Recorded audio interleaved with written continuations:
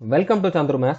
So ரீசெண்டாக சிஎஸ்எஃப்ல இருந்து கான்ஸ்டபிள் ஃபயருக்கான நோட்டிஃபிகேஷன் வந்துருந்துச்சு. ஸோ இதில் வந்து நிறைய பேருக்கு இருக்க டவுட் என்ன அப்படின்னு பார்த்தீங்கன்னா, இந்த போஸ்ட் வந்து பர்மனண்ட் ஆனதா அப்படின்னா டெம்பரரி ஆனதா? இதில் வந்து அஃபிஷியல் நோட்டிஃபிகேஷனில் டெம்பரரி போஸ்ட் அப்படிங்கிற மாதிரி மென்ஷன் பண்ணியிருந்தாங்க. ஓகே, இதை வச்சுட்டு நிறைய பேர் வந்து இது வந்து டெம்பரரி போஸ்ட் தான் அப்படிங்கிற மாதிரி கன்ஃபார்ம் பண்ணிட்டாங்க.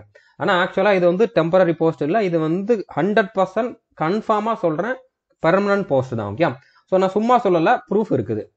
இப்போ இது வந்து 2017 இதே கான்ஸ்டபிள் ஃபயருக்கான நோட்டிஃபிகேஷன் தான், சிஎஸ்எஃப்ல இருந்து வந்தது தான். இதுலயுமே பாத்தீங்கன்னா டெம்பரரி போஸ்ட் அப்படிங்கிற மாதிரி தான் மென்ஷன் பண்ணியிருக்காங்க. ஆனா இதுல செலக்ட் ஆன யாரையுமே வந்து டெம்பரரி அப்படின்னு சொல்லிட்டு திருப்பி அனுப்பல. எல்லாருமே வந்து பெர்மனன்ட் எம்ப்ளாயா தான் இருக்காங்க. ஓகே, பெர்மனன்ட் எம்ப்ளாய்க்குள்ள எல்லா சலுகைகளும் இவங்களுக்கு கிடைச்சிட்டு தான் இருக்குது. யாருமே வந்து டெம்பரரி இல்லை. ஓகே, அதுக்கப்புறம் இன்னொரு நோட்டிஃபிகேஷன் காட்டுறோம். ஓகே, 2019 ட்ரேட்ஸ்மேனுக்குள்ள நோட்டிஃபிகேஷன், இதுவுமே சிஎஸ்எஃப்ல இருந்து வந்ததான். இதுலயுமே டெம்பரரி போஸ்ட் அப்படிங்கிற மாதிரி தான் மென்ஷன் பண்ணியிருக்காங்க. ஆனா இதுவுமே வந்து பர்மனன்ட் போஸ்ட் தான். ஏன் இந்த மாதிரி மென்ஷன் பண்றாங்க அப்படின்னு பாத்தீங்கன்னா, சிஎஸ்எஃப் மட்டும் இல்ல, எந்த போர்ஸுக்கு நீங்க செலக்ட் ஆனாலுமே, இப்போ நீங்க கான்ஸ்டபிள் ஜிடியில் செலக்ட் ஆனாலும் சரி, அதுக்கப்புறம் சிஏபிஎஃப் சப் இன்ஸ்பெக்டர்ல டைரக்ட் சப் இன்ஸ்பெக்டருக்கு செலக்ட் ஆனாலும் சரி, அதுல ஃபர்ஸ்ட் 2 வருஷம் எப்படி இருக்குன்னு பாத்தீங்கன்னா, ஃபர்ஸ்ட் 2 வருஷம் வந்து ப்ரொபேஷன் பீரியட். ஓகே, அதாவது அந்த டைம்ல அந்த 2 வருஷத்துல வந்து உங்களை அவங்க வீட்டுக்கு அனுப்பணும்னா அனுப்பலாம். எந்த எந்த சூழ்நிலையில அனுப்புவாங்க அப்படின்னு பாத்தீங்கன்னா, நீங்க ஏதாச்சும் இன்டிசிப்ளின் ஆக்டிவிட்டியில ஈடுபடுறீங்க அப்படின்னு அனுப்புவாங்க. ஓகே, ஏன்னா இது வந்து ஒரு ஃபோர்ஸ். ஓகே, இதுல வந்து டிசிப்ளின் ரொம்ப ரொம்ப முக்கியம். நீங்க செலக்ட் ஆனதை வச்சு, வெறுமனே செலக்ட் ஆனதை மட்டும் வச்சு நீங்க வந்து ஃபிட் ஆனவங்க அப்படிங்கிற மாதிரி சொல்ல முடியாது. பின்னால தெரிய வரலாம், உங்களுக்கு உங்க மேல இந்த மாதிரி ஒரு கேஸ் இருக்குது, உங்க மேல வந்து இந்த மாதிரி உங்களோட கேரக்டர் சரியில்லை அப்படிங்கிற மாதிரி ஏதாச்சும் ஒரு காரணம் வரலாம். ஓகே, அந்த மாதிரி எதுவும் காரணம் வந்துச்சுன்னா உங்களை வந்து அந்த இடத்துலயே வந்து அந்த 2 வருஷத்துக்குள்ள வந்து தெரிய வந்துடும். அந்த டைம்ல வந்து உங்களை வீட்டுக்கு அனுப்பணும்னா அனுப்பலாம். ஸோ அதுக்காக தான் இந்த 2 வருஷம் அப்படிங்கிறது வந்து ப்ரொபேஷன் பீரியடா இந்த இந்த கான்ஸ்டபிள் ஃபயருக்கு மட்டும் இல்ல, கான்ஸ்டபிள் ஜிடி, சப் இன்ஸ்பெக்டர், அந்த மாதிரி எல்லா போஸ்ட்டுக்குமே இருக்கிறதா. ஓகே, அந்த ப்ரொபேஷன் பீரியடுங்கிறத சொல்றதுக்காக தான் இந்த டெம்பரரி போஸ்ட் அப்படிங்கிறத மென்ஷன் பண்ணிருக்கலாம். ஓகே, ஆனா 100% இது வந்து பெர்மனன்ட் போஸ்ட் தான். இது வரைக்கும் வந்த எந்த போஸ்ட்டுமே சிஎஸ்எஃப்ல வந்து டெம்பரரி போஸ்ட் இல்ல. ஓகே, அது கான்ஸ்டபிள் ஃபயருக்கு வந்தது யாரையுமே வந்து டெம்பரரி போஸ்ட்னு சொல்லி யாரையுமே அனுப்பல.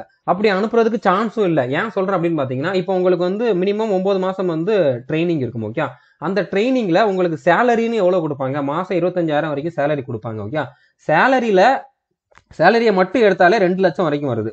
அதுக்கப்புறம் தனியா உங்களுக்குன்னு, அதாவது ஒரு கேண்டிடேட்டுக்குன்னு சொல்லி அவங்க செலவு பண்றது பாத்தீங்க அப்படின்னா, ட்ரைனிங்க்கு வந்து அந்த ட்ரைனிங் கொடுக்குறவங்களுக்குள்ள சம்பளம், நீங்க இருக்கிற ரூம், அதுக்கப்புறம் அதுக்குள்ள எலக்ட்ரிசிட்டி சார்ஜ், அதுக்கப்புறம் தண்ணி, அந்த மாதிரி எல்லா செலவும் பார்த்தா 1 லேக் வரைக்கும் அந்த 9 மாசத்துல ஒரு கேண்டிடேட்டுக்கு வந்து செலவு பண்ணாங்க.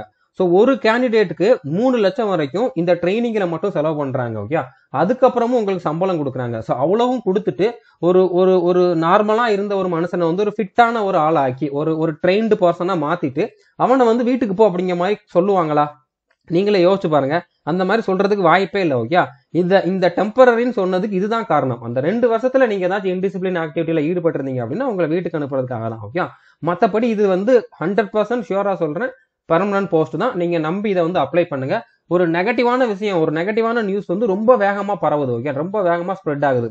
நான் போடுற ஒவ்வொரு வீடியோலயுமே இந்த மாதிரி கமெண்ட்ஸ் வருது. நம்ம இருக்கக்கூடிய நம்ம டெலகிராம்ல இருக்கக்கூடிய எல்லா குரூப்லயும் பாத்தீங்கன்னா, அதுக்கப்புறம் வாட்ஸ்அப்ல இருக்கக்கூடிய எல்லா குரூப்லயுமே வந்து இதை ஹைலைட் பண்ணி கேட்கறாங்க. ஸோ இதை நீங்க இவ்வளவு வேகமா ஸ்ப்ரெட் பண்றீங்களா?